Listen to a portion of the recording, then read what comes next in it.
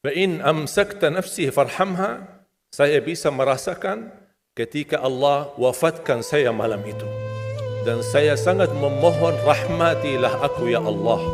Ketika saya sendirian saat dimandikan, saat saya sendirian saat saya dikuburkan, saya sendirian saat disalati, saya sendirian saat dihisab, saya sendirian saat menghadapi munkar nakir, saya sendirian saat mereka mengucapkan man rabbuka, ma dinuka, man nabiyuka. Kalau bukan rahmatmu ya Allah, saya tidak akan bisa apa-apa. Makanya jamaah sekalian, jangan ada yang merasa sudah hebat dalam perjuangannya. Wallahi saya merasa diri malu. Saya merasa diri belum apa-apa karena yang Allah berikan terlalu banyak. Kita belum bisa membalas. Apa yang kita harus lakukan? Kalau bisa kurbankan, jangankan hartamu, darah dan jiwamu. Kalau bisa dikurbankan untuk di jalan Allah Subhanahu wa taala, harus kita rela dan siapkan diri. Allah Subhanahu wa taala memberikan agama yang sempurna, memberikan Al-Qur'an. Al-Quran wallahi kalau kita bisa rasakan kenikmatan dan keindahannya ketika kita lagi sendirian membaca, menhayati. Dan saya punya kebiasaan ketika membaca ayat-ayat Al-Quran, salah satu cara yang saya pelajari menhayati, walaupun kita tidak begitu banyak memahami isinya dan artinya, khususnya di ayat firman Allah, ya ayyuhalladzina amanu, stop sebentar, jangan lanjut. Rasakan ini panggilan Allah untuk dirimu. Orang beriman, andalah orang beriman. Anda membuka hati. Sebagaimana kata Abdullah bin Mas'ud, "Idza sami'ta ya ayyuhalladzina amanu far'iha sam'ak, fa innaha imma amrun tu'maru bih wa imma nahyun tunha an." Kalau dengar ya ayyuhalladzina amanu, dengarlah baik-baik. Bukalah hatimu, karena itu ada pasti perintah dari Allah maupun ada larangan. Ketika kita sudah mempersiapkan jiwa kita, hati kita, pikiran kita, telinga kita mendengar ya ayyuhalladzina amanu dan kita merasakan bersedia, baru kita lanjut. Sebelumnya kita sudah, ya Allah, akulah beriman. Apa perintahmu? Apa laranganmu? Sami'na wa ata'na. Inna Allaha wa malaikatahu yusalluna 'alan nabi. Seringkali saya mendengar ketika kita mendengar ayat ini di dalam khutbah Jumat ataupun di luar salat atau di saat ceramah, saya sering mendengar jamaahnya buru-buru duluan bersalawat kepada Nabi Muhammad SAW. Inna Allah wa malaikatu yusalluna ala nabi, jamaah langsung sallallahu alaihi wasallam. Sedangkan belum ada perintah. Ini baru ada berita, belum ada perintah. Seharusnya terhadap berita ini karunia Allah kepada Nabi Muhammad. Terus apa yang kita ucapkan? Alhamdulillah. Karena ini nikmat Allah anugerahkan kepada Nabi Muhammad. Allah dan malaikatnya bersalawat. Allah ceritakan dan berita kepada kita. Kita ucapkan Alhamdulillah. Ya ayyuhalladzina amanu. Kita siap. Buka hati kita, buka telinga kita, buka nyawa kita dan fikiran kita. Apa ya Allah? Kamilah orang beriman. Kami siap, sami'na wa ta'na. Apa perintahmu? Sallu alaihi wasallimu taslima. Baru kita ucapkan sallallahu alaihi wasallam. Ini salah satu cara untuk bisa menyentuh dan menhayati isi-isi Al-Quran. Subhanallah jamaah sekalian, apapun yang kita niatkan untuk membaca dalam Al-Quran itu pasti kita dapat. Ada orang yang membaca niatnya hidayah, wallahi dapat hidayah. Ada orang yang membaca Al-Quran untuk mendapatkan taufik, mendapatkan keberkahan, mendapatkan ilmu. Wattaqullah wa yu'allimukumullah wallahu bikulli syai'in alim. Ketika kita membaca ayat Al-Quran, kita ingin mendapatkan ilmu dan yang ada di dalam Al-Quran, rahasia-rahasia bisa terbongkar, mutiara-mutiaranya, wallahi akan Allah berikan petunjuk. Contoh, Umar bin Khattab radhiyallahu anhu, seorang penghafal Al-Quran. Ketika wafat Rasulullah SAW, naik Abu Bakar radhiyallahu anhu, in kuntum ta'buduna Muhammadan fa inna Muhammadan qad mat, wa in kuntum ta'buduna Allah fa inna Allah hayyun la yamut. Kemudian dia membaca, وَمَا مُحَمَّدٌ إِلَّا رَسُولٌ قَدْ خَلَتْ مِنْ قَبْلِهِ الرُّسُلُ أَفَإِنْ مَاتَ أَوْ قُتِلَ انقَلَبْتُمْ عَلَى أَعْقَابِكُمْ. Begitu beliau menceritakan, apa kata Umar Khattab? Demi Allah, sepertinya baru kali ini saya mendengar firman Allah, padahal beliau pun hafal Al-Quran. Pernah terjadi pengalaman bersama saya ketika saya baca Al-Quran. Baca salah satu doa, mungkin Bapak Ibu jamaah sekalian pasti hafal. Doa tidur dan doa bangun tidur. Doa tidur Bismikallahumma amutu wa ahya. Ada banyak berbagai macam riwayat, tapi singkatannya Bismikallahumma amutu wa ahya. Kemudian doa bangun tidur, Alhamdulillah alladzi ahyana ba'da ma amatana wa ilaihin nusyur. Yang membuat saya penasaran, kenapa di judul doa namanya doa bangun tidur, doa tidur, tapi di dalam doa tidak ada istilah bangun tidur. Justru yang ada hidup dan mati. Membuat saya berfikir, apa maksudnya Bismikallahumma? Seharusnya Bismikallahumma tidur dan bangun. Alhamdulillah yang telah membangunkan sesudah tidur. Kenapa ada hidup dan mati? Ingin saya mencari tahu, sampai saya menemukan sebuah hadis yang sahih. Alhamdulillahilladzi radda ilayya ruhi wa afani fi jasadi wa adhina li bi dhikri. Ini menjadi doa yang kedua, doa bangun tidur. Ketika saya baca, Alhamdulillah yang telah kembalikan ruhku, berarti ruh kita di mana saat tidur?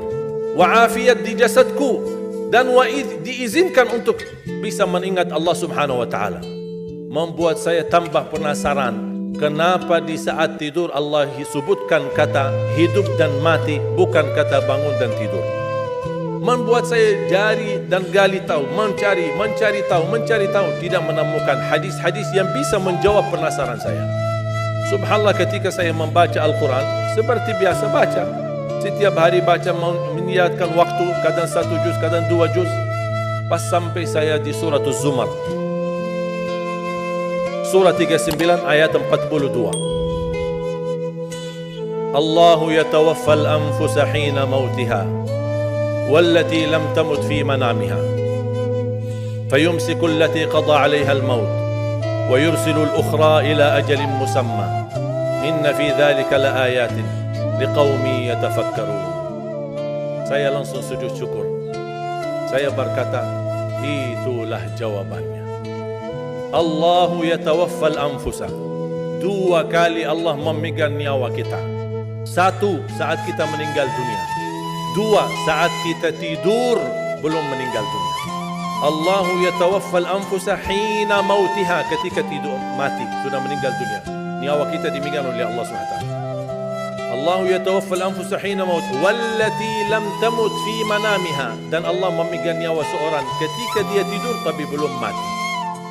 Kalau soal sudah dimegang nyawanya ketika mati sudah selesai, tapi Allah jelaskan lebih detail lagi persoalan megang nyawa seorang ketika tidur belum mati. Fayumsiku allati qada 'alaiha al-maut. Allah Subhanahu wa taala menahan nyawa yang sudah ditetapkan oleh Allah kematiannya. Makanya ada orang ketika bangunnya subuh sudah meninggal dunia, ternyata dia termasuk fayumsiku allati qada 'alaiha al-maut. Wa yursilu al-ukhra, tahap yang kedua, wa yursilu al-ukhra ila ajalin musamma, yang belum ditetapkan kematian, Allah kembalikan nyawanya untuk di waktu yang ditentukan dan ditetapkan oleh Allah Subhanahu wa taala. Itu beristiwa setiap malam Bapak Ibu. Dimegang nyawa kita dan dilepas. Bisa jadi ketika dimegang dipertahankan, tidak dilepas. Ini beristiwa menghadapi proses kematian setiap malam ketika tidur. Inna fi dzalika laayatil liqaumin yatafakkarun. Mana orang yang berfikir, itu tanda kebesaran Allah bagi kaum yang berfikir. Ketika saya baca buku-buku doa, ternyata saya menemukan doa yang hampir sama mentakwilkan ayat ini, tapi menjadi bentuk sebuah doa yang cukup panjang tapi sangat indah, apalagi kalau bisa kita menikmati dan menghayati isinya. Menjadi salah satu doa tidur. Tadi doa tidur ada 1 kan, Bismikallahumma amutu wa ahya. Doa bangun tidur ada 2, Alhamdulillahilladzi ahyana ba'da ma amatana wa ilaihin nusyur, itu umum. Ada 1 lagi, Alhamdulillahilladzi radda ilayya ruhi wa afani fi jasadi wa adhina li bi dhikri. Terus saya menemukan doa, ternyata doa tidur ada 2. Selain Bismikallahumma amutu wa ahya, ada Bismika Rabbi wada'tu jambi. Dengan namamu ya Allah aku berbaring. Wa bika arfa'hu, dengan namamu aku angkat. Fa in amsakta nafsi, ya Allah, kalau nyawaku dipertahankan malam ini, farhamha, rahmatilah ya Allah. Wa in arsaltaha fahfadha, kalau dilepaskan nyawaku, jagalah diriku sebagaimana terjaga dirinya hamba-hamba yang saleh. ketika saya baca dan setiap malam bisa merasakan Bismika Rabbi wada'tu jambi wa bika arfa'hu fa in amsakta nafsi farhamha. Ketika saya baca fa in amsakta nafsi farhamha, saya bisa merasakan ketika Allah wafatkan saya malam itu, dan saya sangat memohon rahmatilah aku ya Allah. Ketika saya sendirian saat dimandikan, saat saya sendirian saat saya dikuburkan, saya sendirian saat disalati, saya sendirian saat dihisab, saya sendirian saat menghadapi munkar nakir, saya sendirian saat mereka mengucapkan man rabbuka, ma dinuka, man nabiyuka. Kalau bukan rahmatmu ya Allah, saya tidak akan bisa apa-apa. Saya tidak bisa nyaman, saya tidak bisa selamat, saya tidak bisa bahagia. Bagaimana kuburan yang sempit dan gelap bisa menjadi kun fayakun raudatum min riyadil jannah, taman dari taman surga. Bahkan Allah tunjukkan posisi kita di surga. Makanya seorang hamba yang bisa melihat posisinya di surga, dia berteriak, ya Allah, aqimis sa'ah, segerakanlah datangnya hari kiamat. Sebaliknya orang-orang yang na'udzubillah, ketika disempitkan kuburannya, bertambah gelap, bertambah hitam, belum lagi turun azab, ditunjukkan posisinya di neraka di sampingnya, dan dia berteriak, ya Allah, la tuqimis sa'ah, janganlah terjadi hari kiamat. Sudah aku disiksa di sini, sudah cukup, apalagi akan disiksa nanti di hari kiamat. Makanya ketika saya baca Bismika Rabbi wada'tu jambi wa bika arfa'hu fa in amsakta nafsi, ya Allah, kalau memang nyawaku malam ini dipertahankan, rahmatilah ya Allah. Karena prosesnya panjang. Ketika Uthman bin Affan disebutkan surga dan neraka, tidak pernah nangis. Tapi ketika dibahas kuburan, 3 malam tidak bisa tidur. Kata beliau, al-qabru awwalu manazilil akhirah. Kuburan itu langkah awal ke akhirat. Kalau itu lulus, lancar, bahagia, selamat, insya-Allah lebihnya aman dan sambil menuju ke surga. Tapi kalau kuburannya menderita, menjadi tersiksa, menjadi pahit dan tidak bisa nyaman, tidak akan bisa nyaman lebihnya dan selanjutnya, na'udzubillah min zalik. Wa in arsaltaha ya Allah, kalau memang kami di malam ini masih ditetapkan, masih punya umur dan dilepaskan nyawa kami, kami masih diizinkan untuk beraktivitas dan beribadah, mendekatkan diri kami kepadamu ya Allah. Kita ingat, fahfadha, jagalah dirimu, karena kami takut juga mengulangi dosa. Kami takut lagi mengulangi kesalahan. Kami takut menjadi orang yang suka selalu masbuk atau ketiduran dari salat. Kami suka terlalu banyak kelemahan dan kebodohan kami. Kami tidak mau ya Allah. Jagalah diri kami sebagaimana terjaga dirinya hamba-hamba yang salih. Wallahi jamaah sekalian, saya usulkan kalau bisa hafal doa ini, karena sangat indah, hayati maknanya, dalami isinya, agar kita tidur dan kita merasakan tergantung diri kita dengan rahmat Allah Subhanahu wa taala. Kalau memang mati malam itu, kita insya-Allah dirahmati Allah. Kalau kita masih punya umur, mudah-mudahan kita terjaga untuk bisa menjadi sebagaimana hamba-hamba yang saleh. Jamaah sekalian, kematian itu jauh lebih dekat daripada titik nafas kita setiap hari. Bahagialah seorang yang bisa sisahkan amalannya, yang bisa membuka buku amalannya walaupun dia mati, tapi terus disalurkan pahala, sedekah jariahnya tidak terputus. Sepengalaman saya, dan saya belajar, tidak pernah saya menemukan amalan sehebat untuk mendukung dan mewakaf Al-Quran. Al-Quran untuk dibelajari, Al-Quran untuk dihafal. Saya memiliki harapan yang sangat tinggi, insya-Allah Indonesia sepanjang apapun kegelapan, sepanjang apapun kegelapan kezaliman, sepanjang apapun kehilangan keadilan, insya-Allah akan datang satu saat terbitnya matahari adil, dan insya-Allah Indonesia akan menjadi negara Al-Quran. Saya bisa meyakinkan gitu karena saya telah merasakan bagaimana di Turki.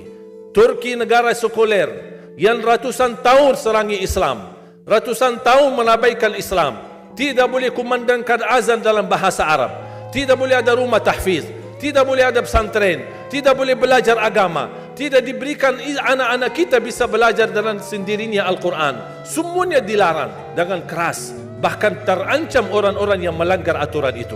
Allah Subhanahu wa taala melahirkan seorang presiden yang bisa membaca Al-Quran. Coba buka di YouTube bacaan Erdogan bagaimana. Itu dilahirkan dari negara sekuler.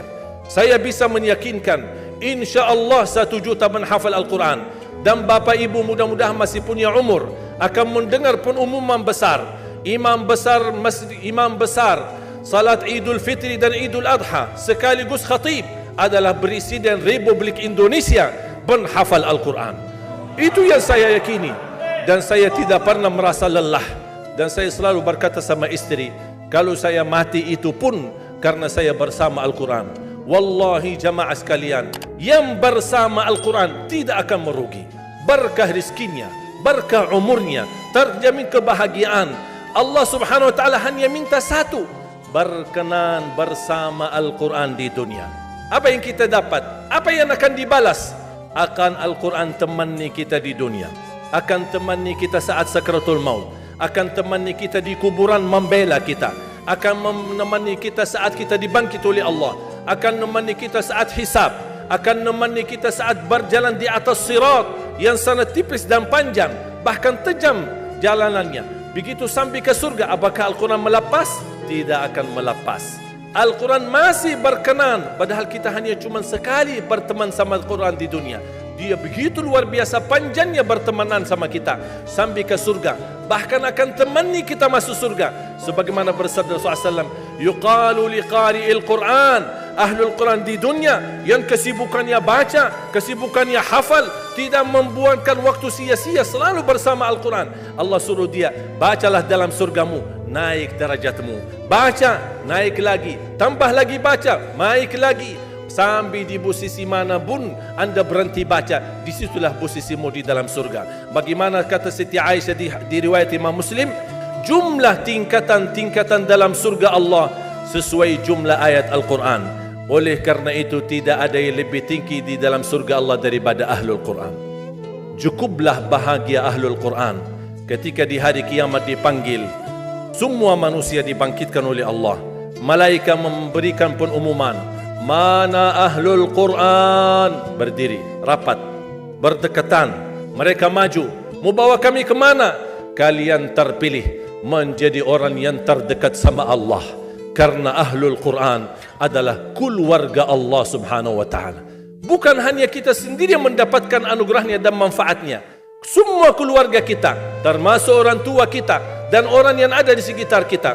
Makanya jemaah sekalian, kalau anda gagal penghafal Al-Quran, anakmu pun gagal penghafal Al-Quran, jangan sisahkan walaupun saham menjadi saksi baik di hadapan Allah. Ya Allah, saya belum hafal, anakku gagal penghafal Quran, tapi insya Allah hartaku, usahaku, pikiranku, tenagaku bisa terus memperjuangkan Al-Quran. Apa saja, ya Allah, insya Allah menjadi saksi baik.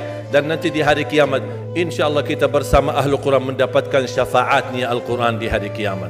Kita sangat membutuhkan ayat-ayat yang dikumandangkan ketika meninggal dunia. Insya Allah setiap satu huruf akan disalurkan 10 kebaikan. Mudah-mudahan semua yang hadir diberikan kemuliaan dan keanugerah dari Allah menjadi Ahlul Quran, penghafal Al-Quran, penghayati Al-Quran, para pencinta Al-Quran, berakhlak-akhlakul Quran. Ya Allah, aku mohon atas izinmu ya Allah, kami bersama-sama bertemu di masjid ini. Berilah kepada kami kemuliaan bersama-sama bersama Ahlul Quran di dalam surgamu ya Allah, ya Dzal Jalal wal Ikram, ya Arhamar Rahimin, ya Arhamar Rahimin.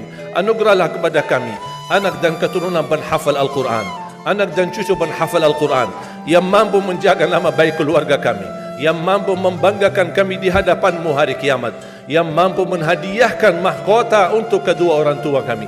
Birahmatika ya Arhamar Rahimin.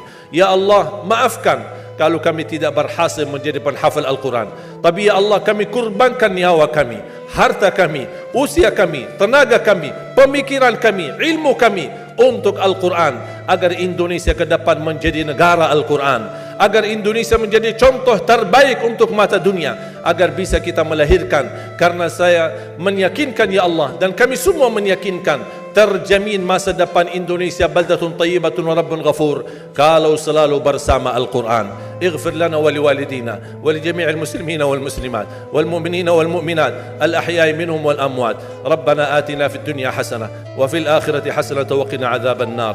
وصلى الله على سيدنا ونبينا محمد وعلى آله وصحبه وبارك وسلم والحمد لله رب العالمين. سبحانك اللهم وبحمدك أشهد أن لا إله إلا أنت أستغفرك وأتوب إليك.